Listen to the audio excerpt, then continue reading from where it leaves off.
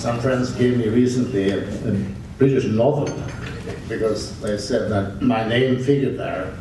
It was a rather good novel, and I came about 10 pages, and they talked about a radio program in a television program in which they could see the stolid Mr. Blix speaking in New York.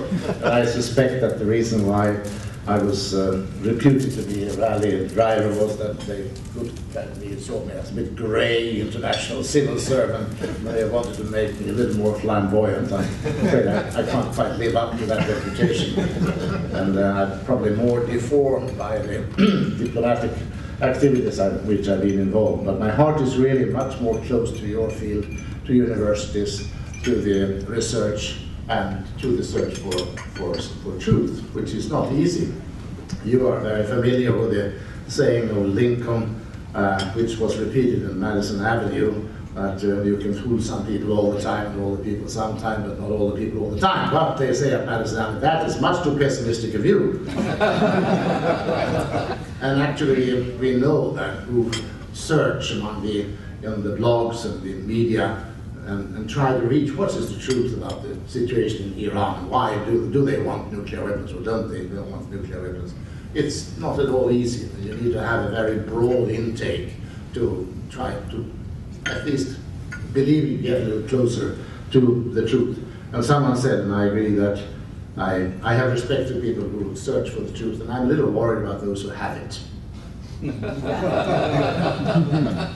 So I respect you, I'm with you in your search as PhD students and as researchers. It's a very valid and vital function that you have in the world, and I'm delighted to be at the MIT with you, and I'm delighted to be with President Ruina, and who has helped to bring these studies around. It's important. We need to study the conditions of peace and conditions of how we can prevent military use. Now let me get to my text. It's a little, before dinner it's hard to talk because people are hungry and they get more and more impatient to eat. After the dinner they're all full of the food and they may fall asleep. But when too many of you are falling asleep, I will quit quietly. And I have to get up at 5 in the morning to take a plane to London tomorrow. So I too want to come, not too late. Now, in the 1980s, people were worried that mankind might commit quick suicide through a nuclear war. Today, the worry is about slow suicide through global warming. And there are no marches against nuclear weapons. Yet, there are still around 25,000 nuclear warheads around, enough to destroy human civilization several times. I was once asked after a meeting whether there could not be some international agreement to limit the number of nuclear weapons to what was strictly needed to destroy us just once. Well, the current number of nuclear weapons is much lower than the Cold War peak of some 55,000, and significant quantities of redundant plutonium and highly enriched uranium have gone into fuel for nuclear power reactors. The programs of megatons have been happily transformed into megawatts. Could we not go further on this path, turning swords into plowshares? Now, before I look forward, let me first glance at where we are coming from. It's calculated that the military expenses of the world last year were about $1,400 billion. Military expenses for the whole world. That's a figure from SIPRI, with Ruina. And about 45% of this fell on the United States. 5% each fell on the UK and China, 4% each on France and Japan, and 3% each on Germany, Russia, and Italy. So Russia was lower than France and Japan. We continue to churn out in unimaginable amounts of machines and material for war. Kofi Annan spoke a few years ago about the world sleepwalking into new arms races, and we are still walking. We can read about how money for new fighter planes that the military were not even asking for in this country were barely stopped in countries for the F-22. We can read about the Chinese building a new Blue Sea Navy, about the British follow-up to the nuclear Trident program, about the Russians building a new generation of missiles, and about India and Israel acquiring more submarines, Australia substantially recently increasing its defense program, about Brazil buying the most modern fighter planes, He was asked about it in Stockholm recently. He said, well, you know, we need to defend the Amazon and the continental shelf. I was wondering, yes, who? And we can read about the US helping Georgia to replenish its stocks of arms today. At the very same time as all these huge military expenses are incurred, governments are wringing their hands about how to find the resources for measures indispensable to defend the world from global warming of more than 2 degrees by 2050. And intense talks over a long period do not seem to have brought a solution in time for the global warming meeting that will be held very soon in Copenhagen. The resource issue is a formidable obstacle to defend the planet. Now, a question that I think is irresistible: could not a large part of what we now spend on defending ourselves against each other be switched to an active defense against climate change? New energy systems, more effective generation and use of energy, better insulation, etc. That question triggers two others. First, do current levels of threats in various parts of the world really justify military expenses at current levels of $1,400 billion? And is it beyond our power to reduce the threats and thereby reduce the perceived needs for weapons? After the end of the Cold War, there was détente and some disarmament. We talked about the peace dividend at the time. How did we slide back into a near Cold War again, despite the collapse of expansive communism? And can we recreate détente, revive disarmament, and reduce military spending? In answering these questions, let us trace our trajectory from the end of the Cold War around 1990. When the Soviet communist ideology and empire collapsed, the global political and military climate changed drastically. And with this change, proposals that had failed in an earlier frosty political climate could succeed. In disarmament, as in politics, the right timing, the right political context is half the key to success. A number of important agreements were indeed reached in the beginning of the 90s, including the Treaty on Conventional Armed Forces in Europe, the CFE Treaty, concluded in 1990, which was a major reduction of the conventional armaments, and also a major opening transparency in mutual inspection. There was the Strategic Arms Reduction Treaty, the START I Treaty in 1991, the Chemical Weapons Convention that they've been negotiating for 20 years, was entered into in 1993. The extension of the Non-Proliferation Treaty occurred in 1995 without any time limit set for its validity. And there was the adoption of the Comprehensive Test Ban Treaty, the CTBT, in 1996. We should also notice that in the first part of the 90s, cooperation between the great powers became a normal feature in the United Nations, allowing the Security Council to set up a host of peacekeeping operations. And, of course, in 1991, after skillful diplomacy by President Bush the Elder, the Security Council agreed to authorize the armed intervention in Iraq, and a broad coalition of countries stopped Saddam Hussein's aggression and liberated Kuwait. And President Bush then talked about a new international order. Regrettably, this hopeful order did not develop and did not stay. The disintegration of the Warsaw Pact was followed by the expansion of NATO. START II did not get off the ground. The Comprehensive Test Ban Treaty was ratified by France and Russia and the UK, but President Clinton could not persuade the US Senate to approve the Comprehensive Test Ban Treaty, and is not in force. With the US withdrawal from the ABM Treaty to build the missile shield, the shock of 9/11, the Iraq War in 2003, and the Bush administration's faith in military solutions, we began to experience a new global freezing.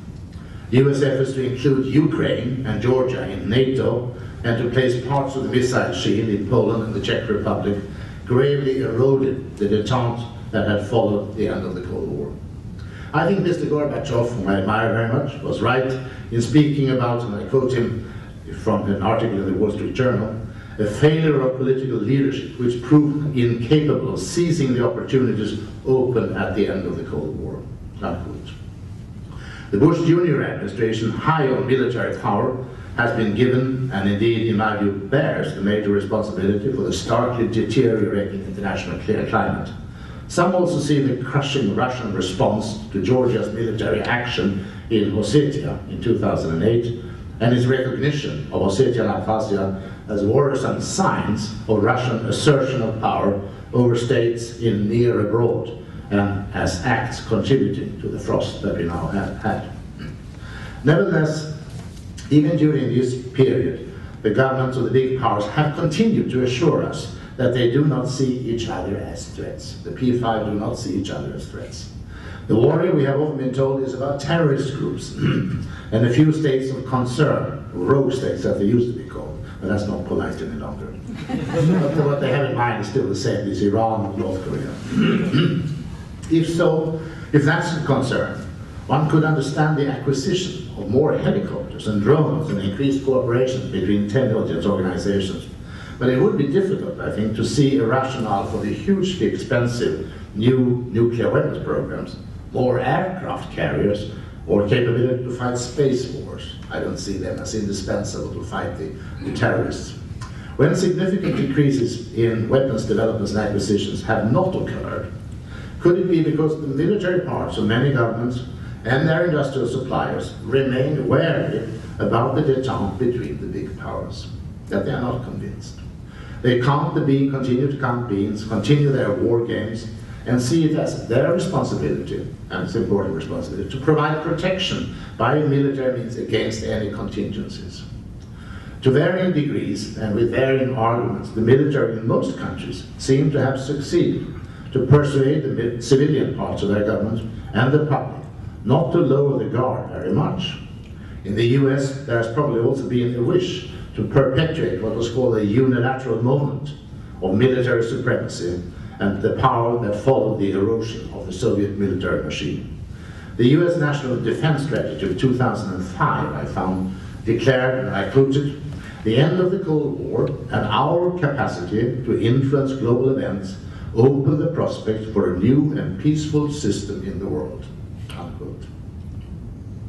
Another quote from the same document, 2005, suggests that faith in US power was coupled with an aversion to what they called international fora, including, one would assume, the United Nations. They were seen mainly as obstacles on the road to the peaceful system envisaged. I quote this study, this defense strategy again. "Our strength as a nation will continue to be challenged by those who employ a strategy of the weak, using international fora, judicial processes, and terrorism." So I find the international fora and terrorism on par. Well, in 2009, these sentences sound a bit passé and a bit hollow, at least to me.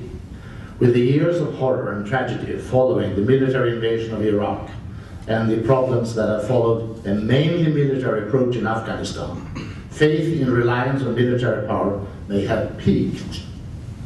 It's an adage. This is the adage, si vis pacem para bellum, or in English, if you want peace, prepare for peace. Is that still valid? Or is it becoming more justified to say, if you want peace, prepare for peace? To be sure, there are differences between today's big powers, but they appear minor and manageable compared to the clashes of interest and ambitions that raged before and during the Cold War. And the accelerating interdependence of states, including the US and Russia, Europe and China, are also forcing them to try to adjust more to one another and avoid threats against each other.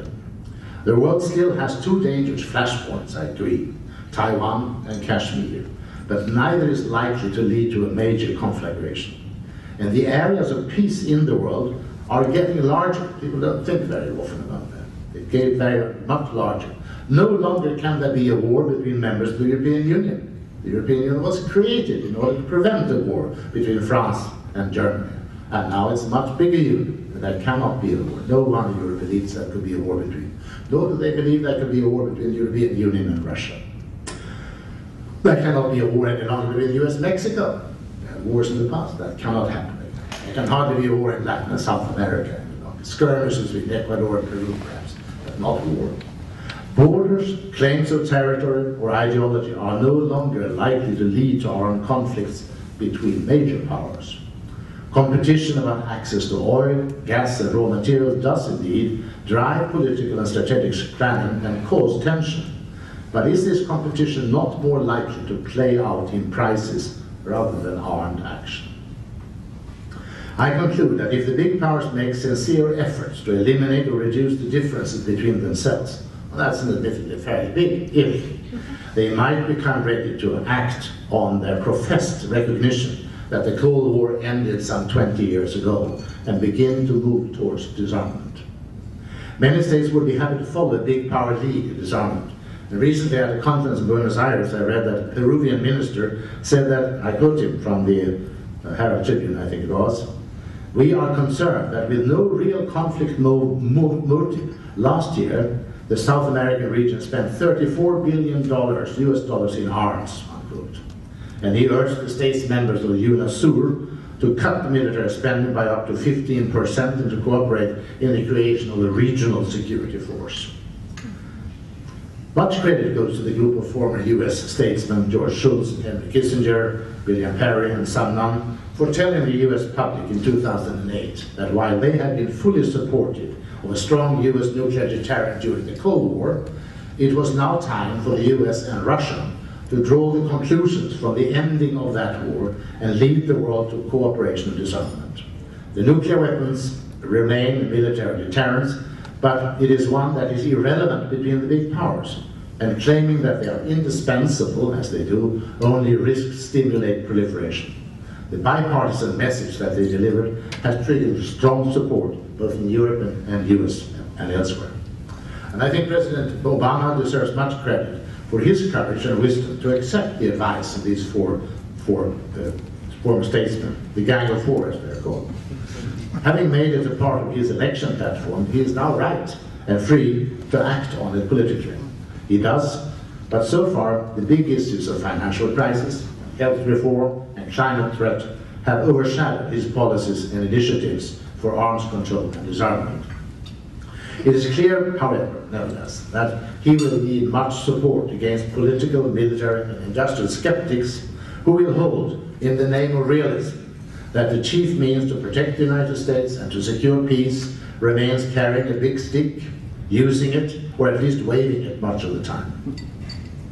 The criticism of the Nobel Prize awarded to Obama has been wide and loud, and it has been said in particular that he has achieved neither peace nor disarmament. It has been less noticed that in the short time that his administration has been in operation, it has in fact changed US stance and US votes and policies on numerous points, and is set to establish a new agenda for arms control and disarmament, from the control of the illicit sale of small arms to the missile shield.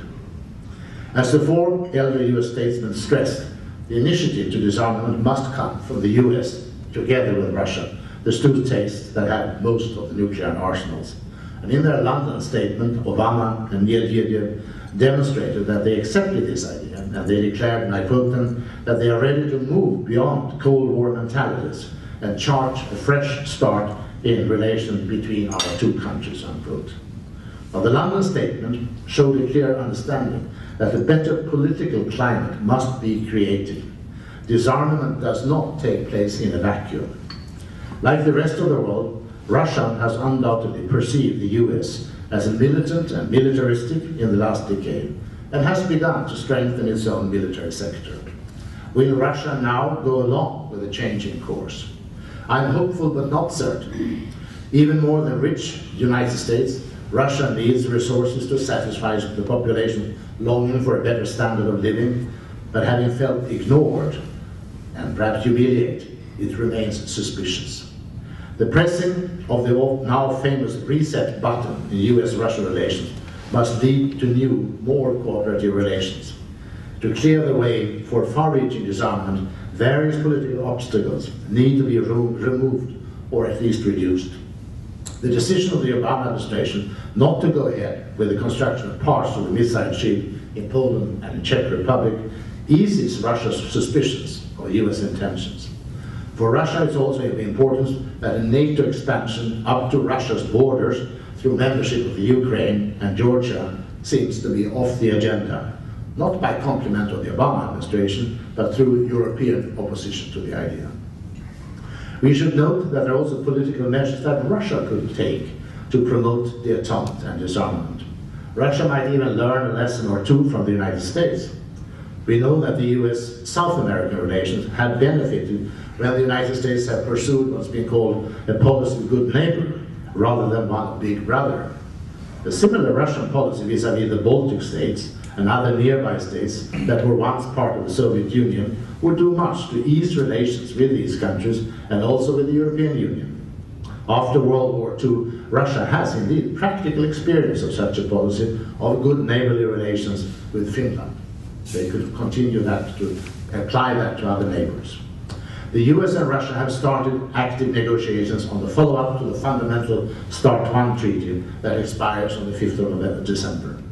A new agreement is to lay down limits both for the number of warheads and the number of delivery vehicles, and it is to provide rules for mutual inspection, continuing the rules they now have.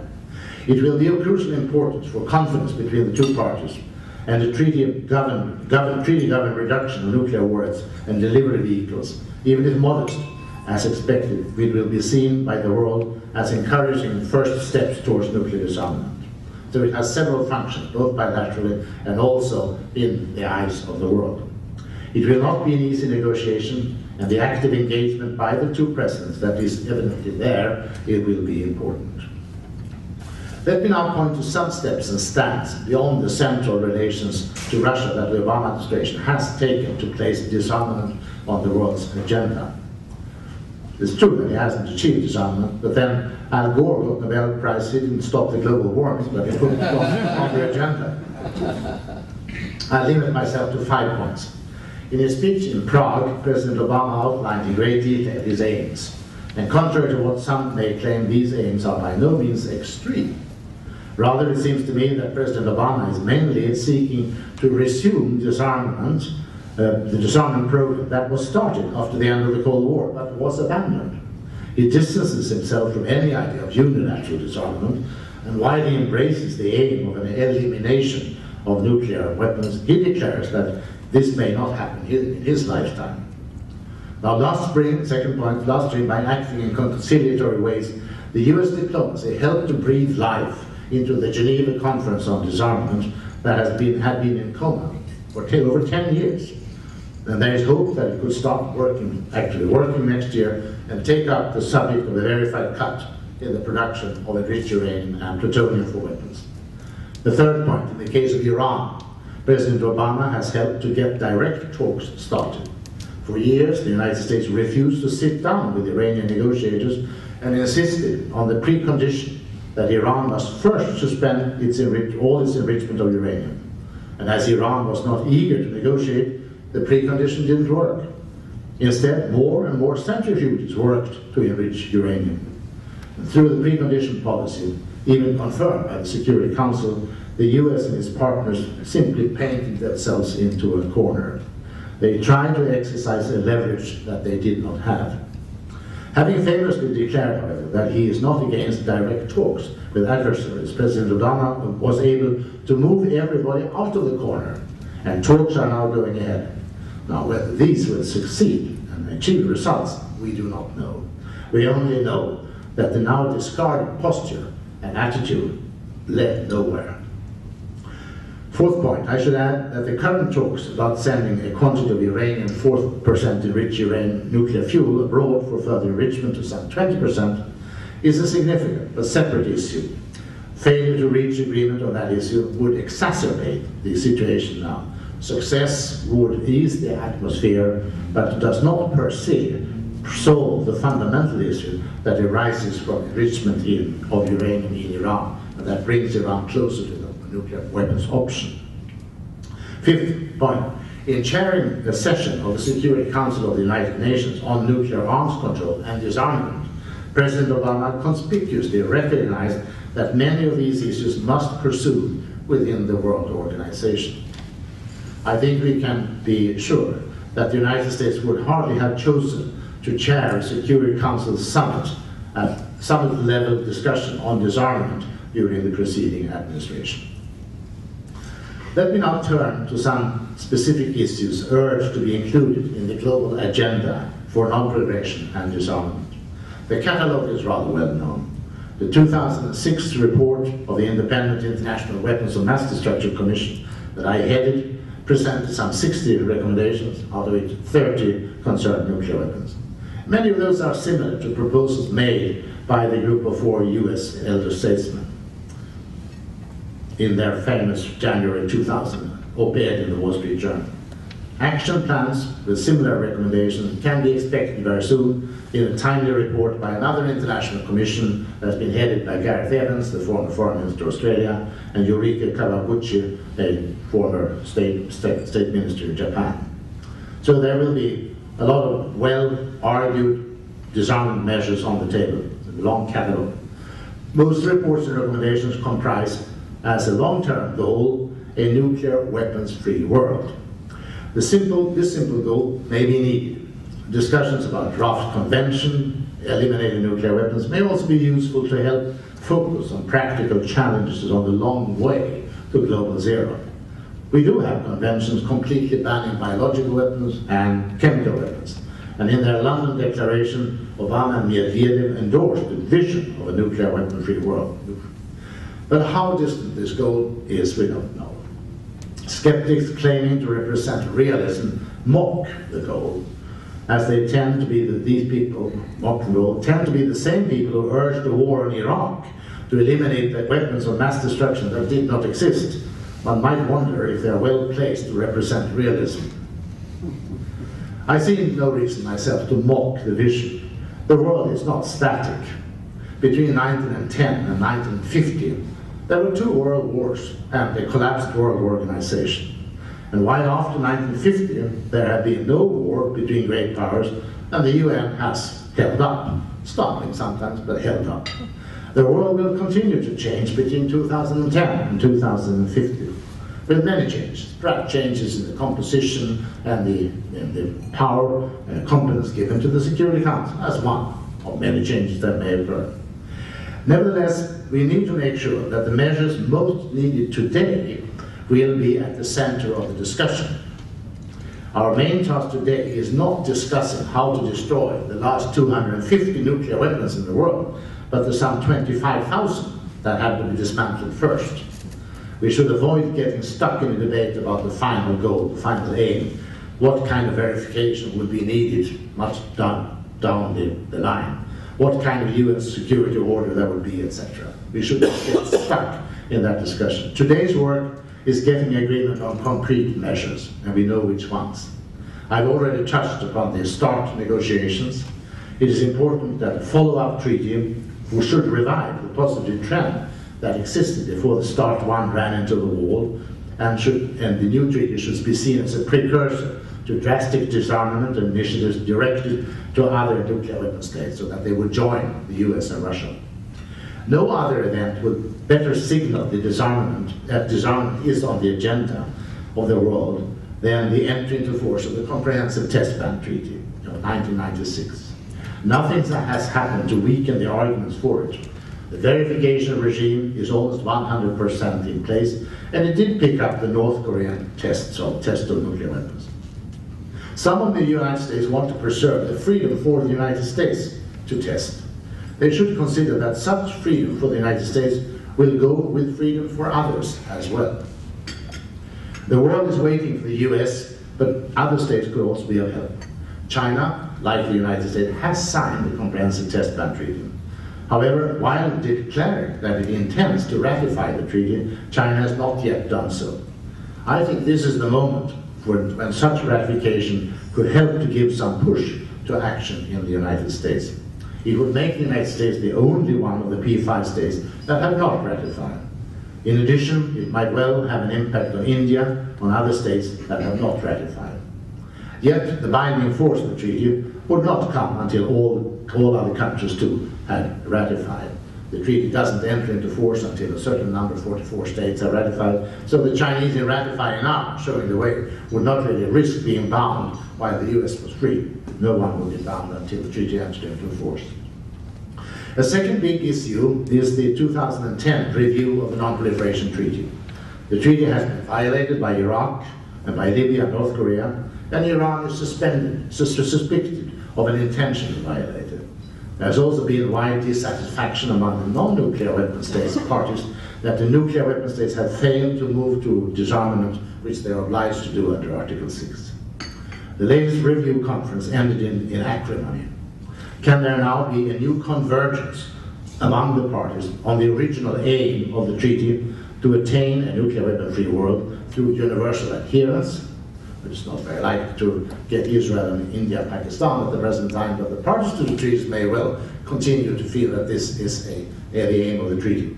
But more importantly, non-nuclear weapon states, parties could reaffirm their commitment to stay away from nuclear weapons, and the nuclear weapon states parties recognizing and acting on their commitment to negotiate toward nuclear weapon disarmament would be confirmed.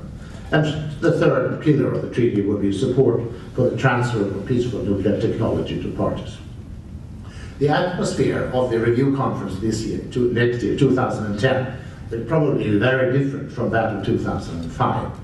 And it's welcome that Mr. Obama and Mr. Medvedev have recognized that the P5 have a duty under Article 6 of the NPT to negotiate towards nuclear and general disarmament.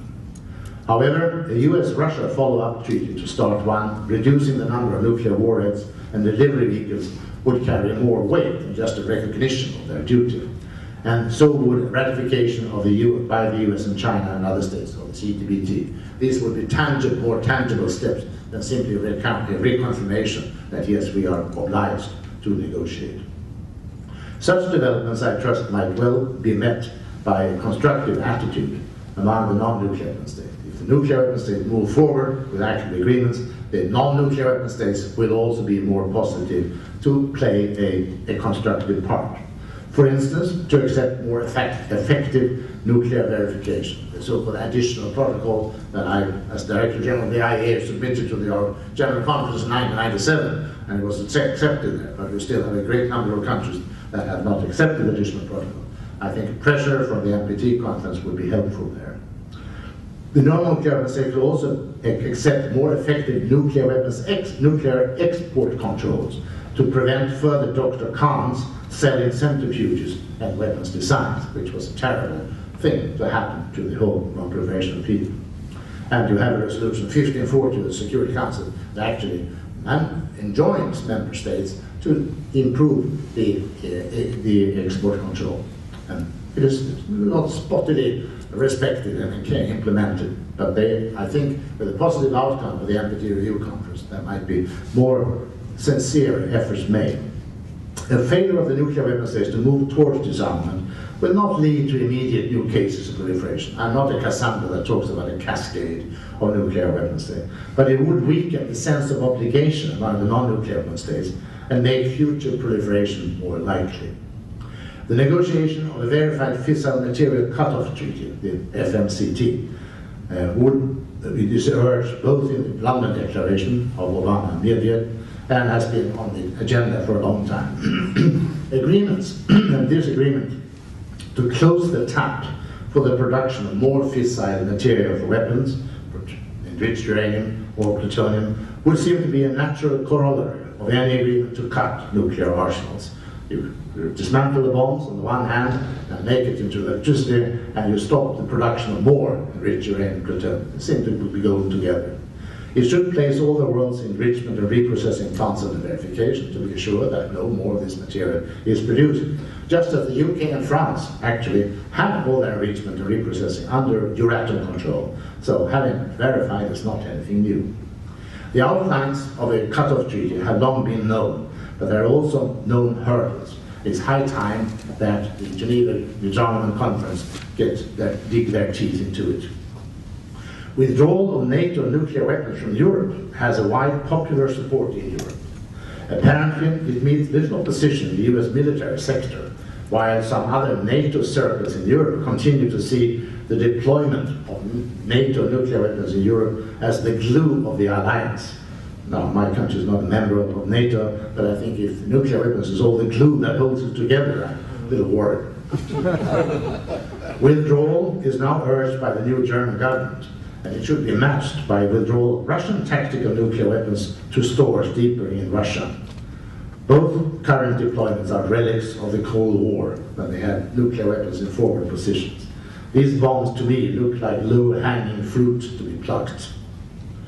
Now I shan't go further into further issues significant for disarmament detente, like securing of nuclear material everywhere to reduce the risk of dirty bombs, or the need to ensure that fuel cycle installations, whether existent or additional ones, will not increase the risk of diversion of material and of proliferation.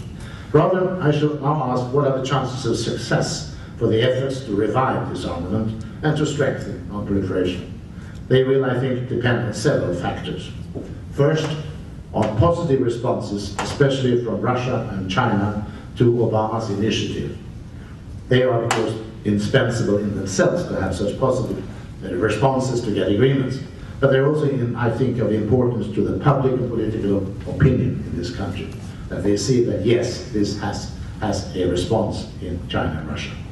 Second, while development towards detente is helpful, conflicts and controversies on the other impact negatively on the climate for disarmament, even when the big powers may not be pitted against each other in the conflicts. And this is added reason to seek to lower the level and indeed end regional conflicts, such as those in and near Afghanistan and the Middle East, and to seek solutions to the cases of North Korea and Iran. As long as these are bleeding wounds, it will, I think, impede and make disarmament agreement more difficult and make public opinion more skeptical of disarmament. Third, accelerating interdependence will cause governments, notably those of big powers, to seek adjustment between each other rather than confrontation. In time, it should further reduce relevance of military power and facilitate disarmament, as we have seen a tendency to in the Security Council, that they don't like to have showdowns there, but like to have agreements, and they stay away from calling a vote in which they stand against each other. Fourth, public opinion, elite thinking, and civic organizations, especially in the US, will be important to influence political leaders and parliamentarians. And fifth and last, multilateral institutions, serving as fora for joint deliberation and as mechanisms for monitoring, verification. The O is in monitoring, Jim. Yeah, I United Nations monitoring verification, that's where you come from. So it's important that multilateral institutions they function well as mechanisms for monitoring, verification, and action, and they need to be work well and be strengthened.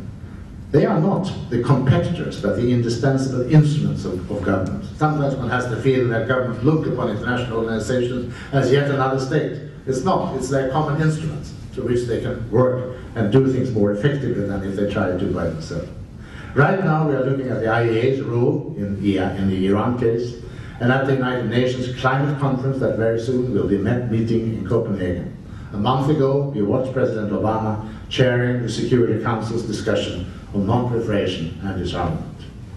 So let me aim this multilateral note by citing my countryman, Dag Hammarskjöld, who is reported to have said that the United Nations may not take us to heaven, but it might help us to avoid going to hell.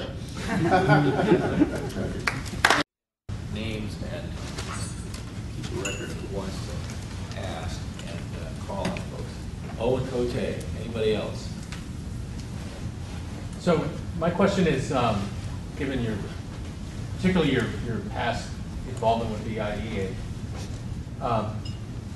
do you feel comfortable with the idea that any state that is a member of the NPT in good standing, signed up to full scope safeguards, has unlimited access to the nuclear fuel cycle for power? I don't think you can have any amendments to the non-proliferation treaty. Some would like to have changed the paragraph and limit the access to enrichment and reprocessing. That's a no-starter. It's not going to happen. And you can also see that countries like Australia, Canada will not go along with it. They have plenty of uranium resources. They want to retain the freedom to go for enrichment or sell a more valuable product. So that's not going to happen. I don't think you can get a restriction on the global level. I would advocate that in areas of tension, specific areas of the world, that would be a good argument that you live in this area, you should enter into an agreement not having fuel cycle activities. And we have an example of it in the case of Korea. All the plans also between North and South, as they stood at any rate, envisaged that neither North nor South will have enrichment or reprocessing. South Korea has 20 nuclear power reactors, so for them it's quite a sacrifice. And of course it will have to be supplemented by guarantees of supply of fuel from the outside. And I take the view that in the Middle East it's the same way. That in the Middle East, we can see now countries like Abu Dhabi, Jordan, Saudi Arabia, now they are discussing nuclear power. They're not discussing enrichment. And Abu Dhabi has even made an agreement with the United States, 1, 2, 3 agreement, that they will not have enrichment. But nevertheless, I don't think Saudi Arabia would accept that. Maybe Egypt wouldn't do it either. And I think that it would be desirable, and we proposed in our report, that one could have a nuclear fuel cycle-free zone. Now, that was a good idea. It would mean that Iran would not have it, and Israel also would not have it, but Israel would retain their bombs. But it's also no starter. There's no way that the Arabs and the Iranians would accept that Israel retained the bombs and the others would do away with their enrichment. So I think my personal conclusion, at some point it would be desirable to talk about the zone of the Middle East which had neither nuclear weapons nor fuel cycling. That's very far from the wavelength on which the Israelis are thinking of these days. But I'm wondering whether if one fails in the current policy and fails in persuading Iran to stay away from enrichment, if they move on, maybe one day the Israelis will say that it may be better that we have no enrichment and none of this, including no Israeli weapon, than to have a couple of them. I saw that Bolton, who was one of my cherished sources of quotation, had said there was not such a big difference between his views on nuclear weapon states and who should have nuclear weapons or not, and those of Obama's. He said that President Obama wants to have no nuclear weapons. He only wants to have one. Well, I think the Israelis might come to the conclusion that maybe it's better that there's zero than they would prefer that there be one or at most two. But that is, I think, a desirable evolution. Dr. Alan Cowan, did you? Thank you. Yes. Dr. Blix, thank you, first of all, for your excellent speech and for your very fine example in this area. I wonder, how does an international diplomat extract or separate out of the equation and the desire to acquire the bomb, the religious component? And I raise that question when I hear things such as Pakistanis saying that their bomb is the Islamic bomb, and so forth. How does one separate that out, and can you guide us in the future away from that kind of fervor in terms of developing our nuclear? Well, I don't think I would rely upon religion to protect us against the bombs. I mean, it's true that the Iranians have said at all times that it would go against their Islamic faith to develop a weapon. But it doesn't go against the Pakistani Islamic faith to do so. I think religion imposes and inculcates upon people a great deal of humanitarian feelings, and therefore important is the motive for many to be against nuclear weapons. But I don't think it is an absolute guarantee, and I would suspect that once when the Iranians started on their enrichment program in the 1980s, it might have had something to do with the suspicion that the Iraqis were moving in that direction, and they were right.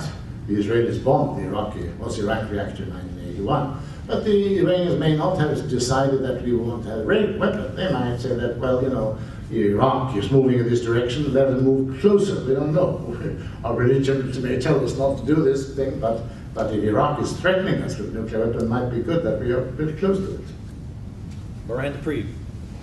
Sir, the U.S. defense community has been discussing modernizing the nuclear weapons arsenal as a way to reduce cost of maintenance. And I wonder if you have any thoughts about how that can proceed in a way that is consistent with leading global disarmament, or if you think that's even possible. You asked about the United States modernizing its nuclear weapon. Yeah.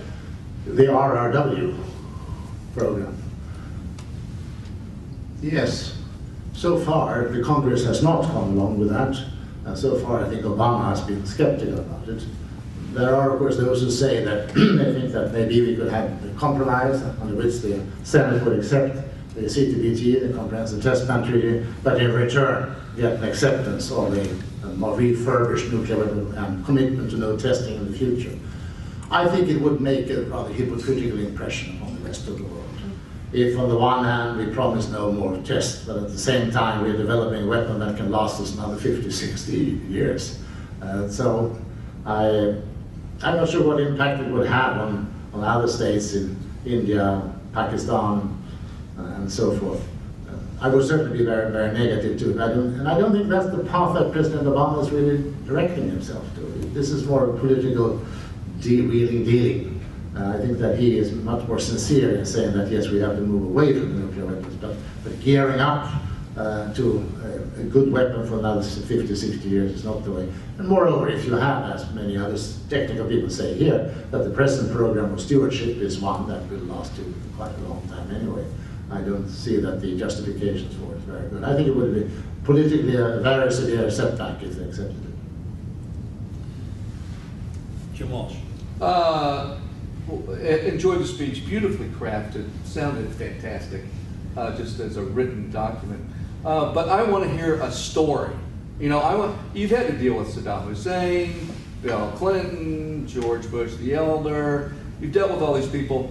Some of the grad students in here, they're going to end up in policy jobs. Some of them are going to be scholars who nevertheless engage the policy community. Do you have any lessons for dealing with head of great states on nuclear issues? Did you ever trick one that we should know about? You promise not to tell outside. This is all off the record. Anything that you've gleaned from decades of experience at the highest levels of diplomacy for dealing with some of these difficult personalities? Of course, I've been enormously successful because I helped to bring about the disarmament that we're seeing everywhere. It's the Swedish charisma that is And I helped to stop the war in Iraq coming about. No, there are many. It requires many forces. And once, when in my youth, when I decided that I wanted to study public international law, it was because I thought that the world needed more law and less armed violence, and that it's a question of gradual development, and I've been very fortunate and privileged all my life to deal with these questions. And some of the most important things that I experienced was not in the nuclear field. I was a Swedish delegate at the Stockholm First UN Conference on the Environment in 1972, and I drafted large parts of the Stockholm Policy Declaration on the environment. And it only took about a year. Most of the things I mean last for decades, and so then sometimes don't work. But that was the great idea. No, but as in other experiences, for you are young here and may go into diplomacy, one that I think is important is that never humiliate anybody. Whether you're dealing with skunks or whoever, people who you really despise, you do not show it. Diplomacy does not mean that you're friends. It deals with the matter of need communication, and you have to be correct. You don't have to hug. You don't have to flatter people, but be correct. Don't humiliate, because humiliation breeds a hatred. I think you can be angry. You can say that you disagree and you disagree with the systems or whatnot, but not humiliating, because that does not help you at all. And therefore, I think some of the attitudes that have been shown vis-à-vis Iran have been humiliating. When you say, we will not sit down with you, it's a bit of a colonialist tinge over this, and I don't think it helps. I'm not sure it would have helped if they'd been very courteous either, but I'm sure that a humiliation does hurt quite a lot.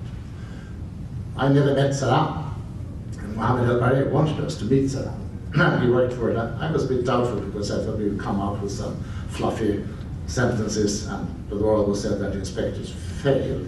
But I think that some of the reasons for the Iraq war lay in the humiliation of the Iraqis during the 1990s. In the first war against Iraq in 1991 was to stop their aggression and the risk that they would go on to Saudi Arabia and so forth. And then in came the inspectors. And we in the IAEA in Vienna were responsible for the nuclear inspections, and in New York they set up UNSCOM, which was responsible for biological and chemical and missile inspections. They had no money. They had to walk around to governments again and say, could we have inspections and could we have money? And they went around and they had to get this. And they got excellent people with PhDs, very competent, and a great many of them came from the intelligence services. And the intelligence service often received reports faster than the UNSCOM did in New York. Now that was one aspect, but another was that they were also, I think, from time to time, bit Rambo in their style vis-a-vis the Iraqis. And when we saw during the 90s, and we all became suspicious of the Iraqis and said, well, why do they stop the inspectors? They must have something. They must be hiding something. I think one reason why the inspectors sometimes were stopped was because of the behavior. They saw them as foreign agents in the first place. In the second place, they saw them as humiliating Iraqi, banging up the doors, etc. It was not the only reason. There was another that I often quote as the beware of dog syndrome. And Saddam Hussein wanted to say to the United Nations that we have done away with all the nuclear weapons of mass destruction, and they had in 1991. At the same time, he wanted to send a message to his neighbors that I may still be dangerous. He might be also sending that message to his own citizen that I may still have biological and chemical weapons. So it was a little like putting a sign on the door saying, beware of the dog, without having a dog. That's cheaper. So there were several reasons, but I come back to my first response to you, that humiliation is a very bad thing. Also, I think that one should, if you want to retain credibility as a negotiator, you can't lie. It's one different thing is a store, you sell something, you never see the customer again. Maybe you will not have that effect. But if you want to be around, and if you want to be useful again, never lie. You don't have to say the whole truth. That's not obligatory, but never tell a lie. Can I get a quick follow-up, Mr. Chairman? A follow-up is supposed to be on the same topic. This is a completely different topic. And that is Team America, net plus, net negative, in your estimation. Of course, that's the thing that really made me famous. Hans, let me save you from this abomination. Let me ask you another question. Oh, go ahead, answer that. I'll The video. Where are you? Are you not part of it? I caught Kurt watching it the other day. I did. Well, I mean, one of my assistants said that I had seen it, so I have seen it. And of course, standing there and saying to Kim Jong-il that you must declare this correctly or else I will report on you. And then he says, and I can't repeat such a word here, he presses a button, and down I fall in an aquarium full of sharks and being eaten up. Of course, I understand this is irresistibly funny, especially for the sharks. But as I said to somebody who talked before during the drinks here, that a report sounds very bureaucratic, and that's a piece of paper, has no importance at all. But if you go back to the Korean War, you had a UN observation commission in Korea, and they were able to say in black and white that yes, the attack started from the north, and that had some impact in the Security Council.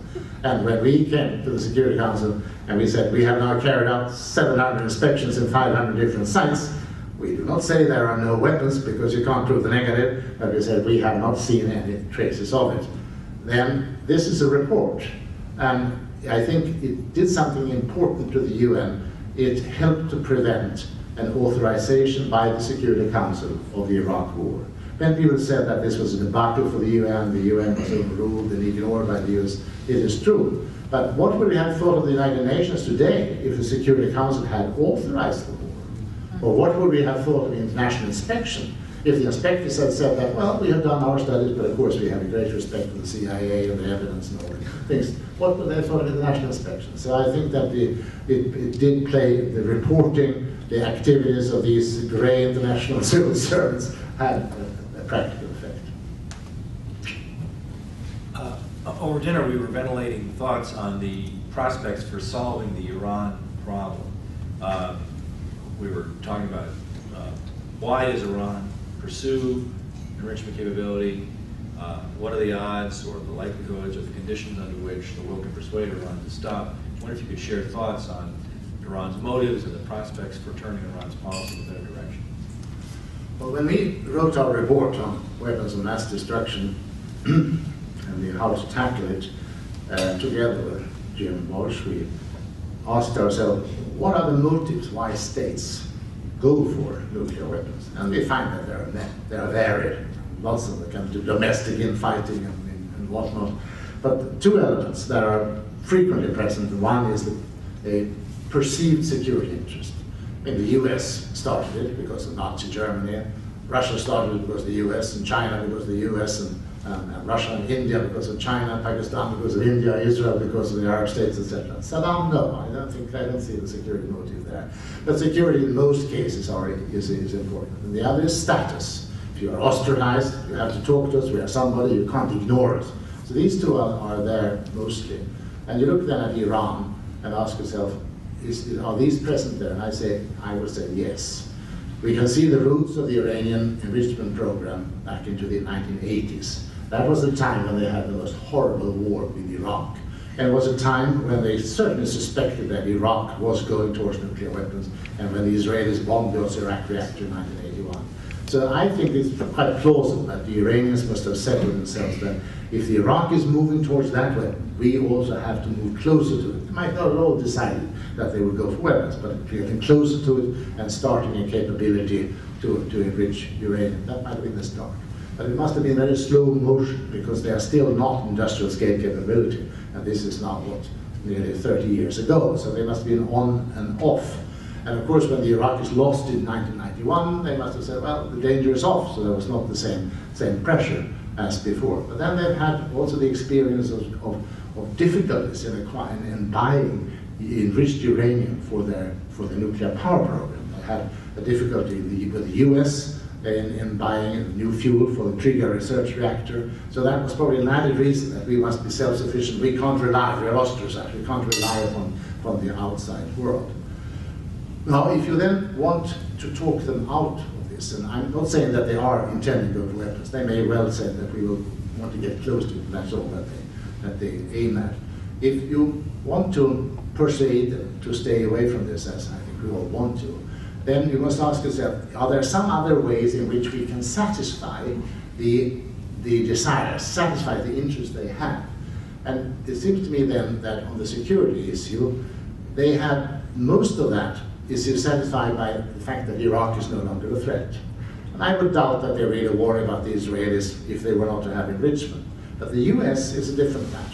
The US has had aircraft carriers in the Gulf, and they're talking about all the options being on the table, and they've had no diplomatic relations in 1979, and I listened to Mr. Woolsey 2 days ago, and my God, he talked about subversion, and he didn't mention bombing, but that was quite clearly that was what he intended. So I can see that they could still be worried about that. How would you meet that? Well, I think that evidently the US could do in the case of Iran, as they've done in the case of North Korea. They said, if we have a deal that you will not enrich, then we will give you a non-aggression pact. We commit ourselves not to attack you and also not use subversive means. So how credible that would be, well, is a good question, but then I think it would go a long way. The US has not put that card on the table.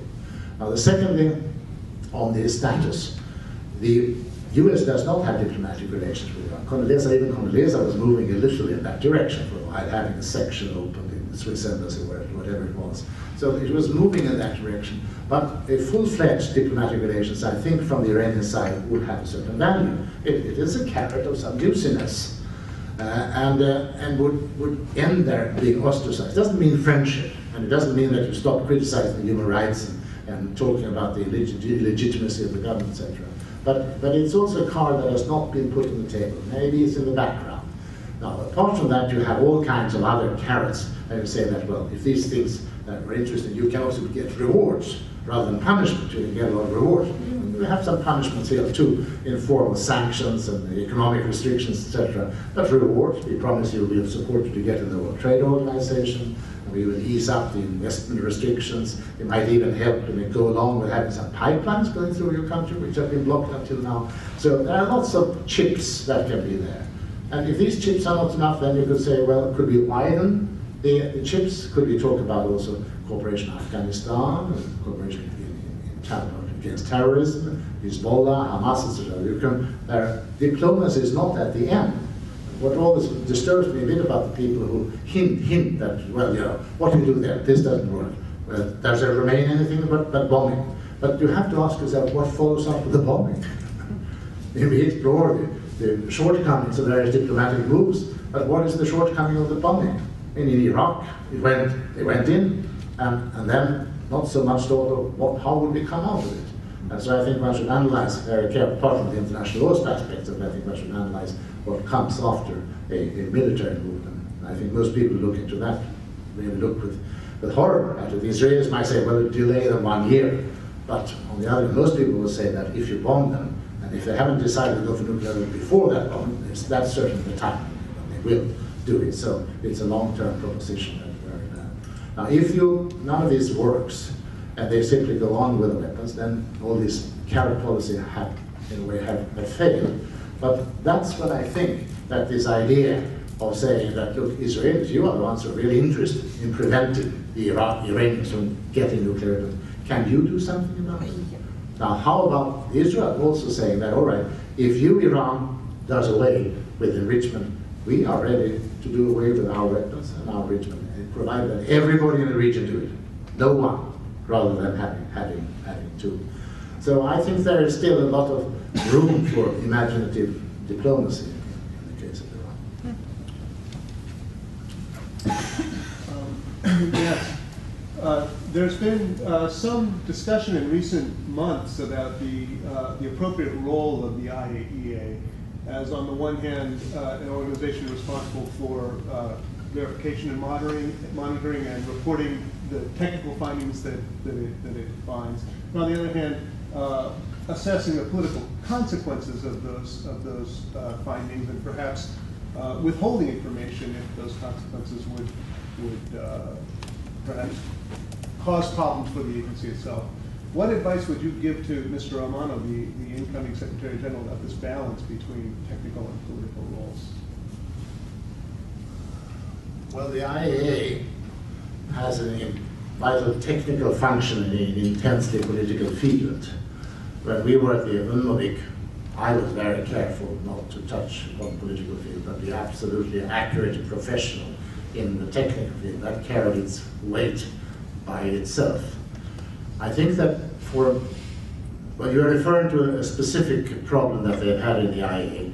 The US, and perhaps others, have supplied evidence to the IAEA about a laptop computer that was stolen, and it had some programs suggesting that the Iranians were working on a missile which would be fit for carrying a nuclear weapon.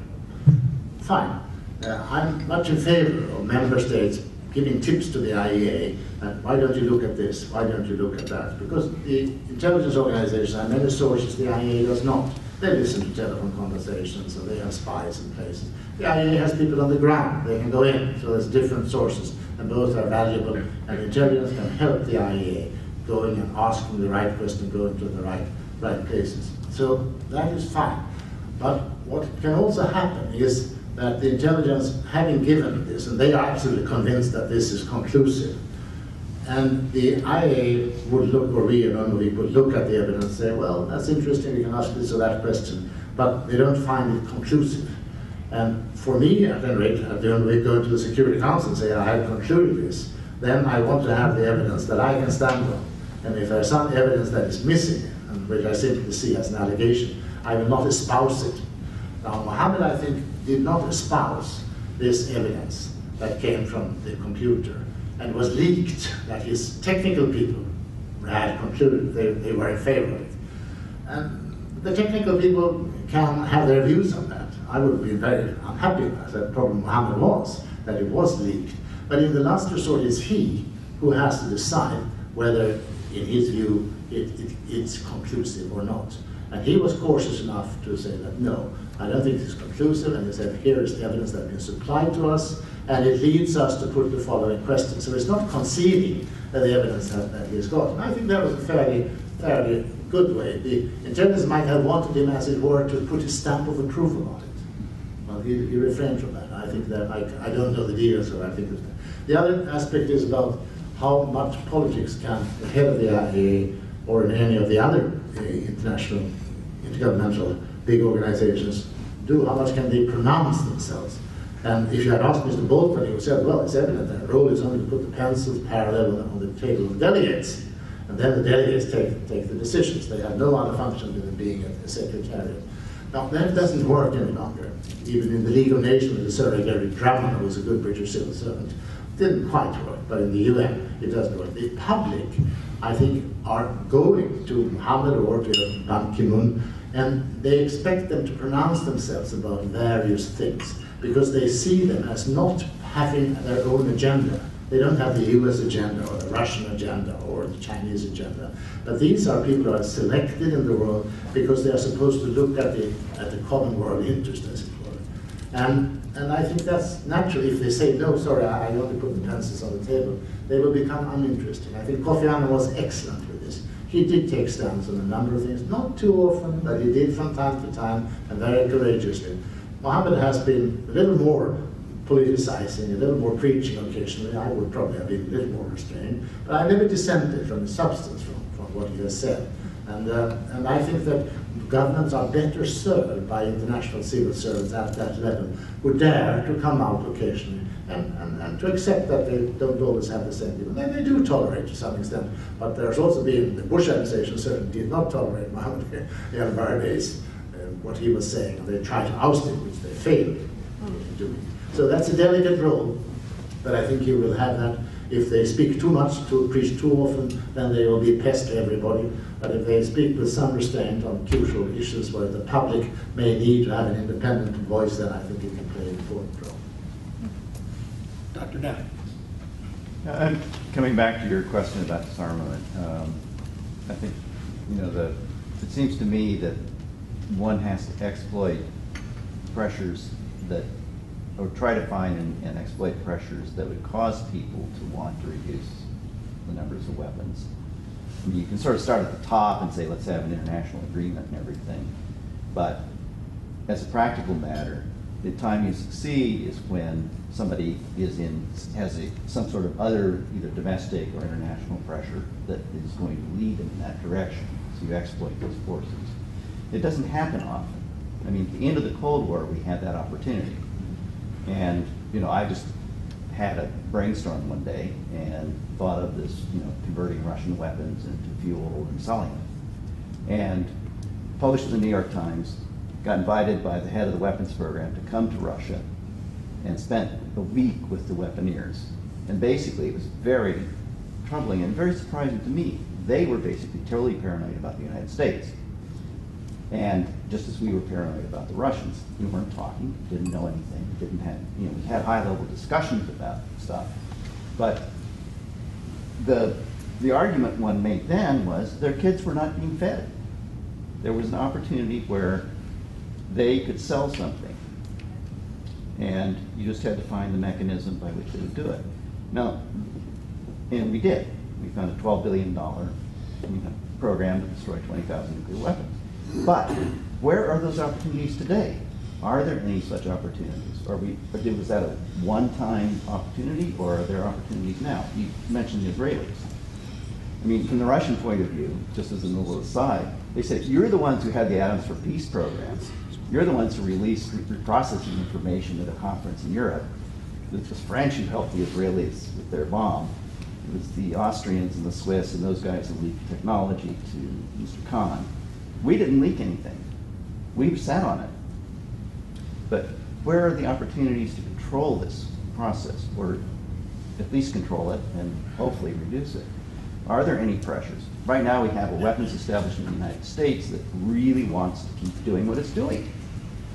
We have people lobbying. Once you create an industry to do something, they gain political power. And I suspect it's the same now on the Russian side. They have jobs, they have people, they are no longer poor. But where are the opportunities? Where are the forces that you can exploit to get people to change what they're doing? Well, I think that the economy of it is an important way here. Economy and detente. I mean, I stress that you can hardly have disarmament or significant disarmament without a detente. You did have arms control during the Cold War when the tensions were high. Yes, important things happened. But really going down very significantly, I think, is hard without the detente. And it seems to me, as I said, I think the differences between the big powers at the present time are manageable. They are not enormous. They don't have any clashes about borders or territory or ideology any longer, so they ought to be manageable. And if you succeed in creating a reasonably conciliant climate, and interdependence will help us to do that, then I think that the public will have an aversion to paying as much money for it as they do at the present time. $700 billion a year for you. We see the screaming of, and they have to pay for the financial bailout. That was also another $700 million, and also for the defense, for the health care, was a similar order of magnitude. And we need a lot of resources for defense against the global warming as well. So I think that the public, when you don't have a draft, it's not a question of patriotism and war conflicts forcing you to send your sons and children out to war. It's a question how much are you willing to pay for it? And you are willing to pay for it if you can be convinced that, yes, we'll stop the enemy in Afghanistan rather than in New York. But if we have more of an international detente, I think it will be hard to persuade people to say that we need all these things. We need more aircraft carriers, we need new types of nuclear weapons. So I think I would like to start at the policy end of it and at the public opinion end of it. There are some disarmament moves that have been moved by public, not been all the entirely successful. The landmine treaty, for instance, that was driven by public opinion. And there's another bomb treaty that was signed in Oslo, the fragmentation bombs. That was also public opinion that drove it. But it doesn't have the adherence of the great powers. That's the weakness of that approach. Eventually, maybe they get it. But I think you need to have the public opinion. You'll have the military-industrial complex that will sit down with all the Congress members. But for that reason, you need, I think, the intellectual community, and you need the critical, the religious community, and you need the NGOs in the country to work and to write to their congressmen and say that, well, we also vote, so listen to what we have to say. But the basis of that is creation of detente, and I think Obama is right on the track when he changed the attitude on the missile shield. That was an important one. He still stands behind membership for Ukraine and Georgia into NATO, which I think is madness. But he is helped there by the Germans and the French who will not accept him to come in. And so I think he understands. I'm relatively hopeful there. Take a smaller problem. India, Pakistan. No. The arms race in South Asia. Do you see any basis for reversing it or slowing it or stopping it? Well, that is harder. I mean, but you do have instincts that come to the fore from time to time in those two countries where they open bus tours from India to Pakistan. So I don't think that they're immune to that argument. But Pakistan, a feudal society with not really integrated, yeah, it's a great threat. So the threat, the problem with regard to the nuclear weapons, what will happen? I think most of us would see the Pakistani military forces as a guarantee that these weapons will not go away somewhere, but no, I think there's a significant risk there. Now, let me take the privilege of the last question and ask you sort of a cosmic question. You said, let's not look at the long-term goal of disarmament. Let's not get involved in a debate about whether cutting from 250 to 0 is a good idea. Let's just talk about making whatever cuts we can make today. But I'd like you to address the counter-arguments against ever going to 0. The key counter-arguments being, if you ever get down to low numbers, going to even lower numbers is going to feel uncomfortable to everyone because the danger of one nuclear power being able to first strike the other successfully goes up, because small shifts in the relative sizes of nuclear forces are then going to start mattering more, and the notion of preventive wars is going to start making more sense. And in the end, if you ever do get to 0, any crisis you have is going to lead to a race back to nuclear weapons, which will be even more dangerous than having nuclear weapons, because it will lead to windows of opportunity and vulnerability as states race back to nuclear power that will tempt states to launch preventive war. So what about the unease that people would have going from a very low level to a 0 level? See, for my personal part, I feel very little worried about the situation in 2015. or a little later than that. And as I said, I mean, we know how much happened between 1910 and 1950, and between 1950 and 2010. And the world is going to look very different in 2000 and in 2050. The UN Charter written in 1945 was a total breakthrough in prohibiting the threat of use of force against the territorial integrity of the other states. The League of Nations was light years away from that, so much will happen. And as I said, during the Cold War, you had a Security Council that was paralyzed much of the time. At the end of the Cold War, you had a lot of consensus in the Security Council, peacekeeping operations, the first Iraq War, and even now, you have lots of decisions in the Security Council. You have more than 100,000 blue helmets, I think, around in the world, in Africa, those places. So there's a tremendous change. Now, getting to your more tangibly into your question, how can we worry about someone sitting in some cave in Afghanistan or Pakistan and hiding a little bomb there in 2050?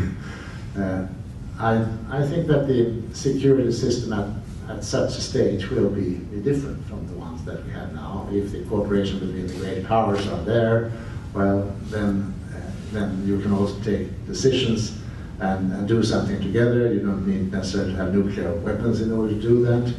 I think there's been an article by Sagan recently about this and pointing to the fact that yes, even if you go very far, you still are not stopping the research in the laboratories. The engineers are still working. And so it may be a question of how fast can you reconstitute the program that you have. Well, these I think are valid questions, and it's an intelligent way of discussing it. And I admit that. But personally, I find it hard to take a strong interest in it because it's so damn distant from the system that we have now. And I think it's a bit of a distraction from the discussion that we have now. I mean, I support and I never contradict my friends who want to have global zero or a convention in which you write what we'll do in 2015, 2020, etc. But the battle is about 66 votes in the US Senate next year. We're at the witching hour. Thanks, Dr.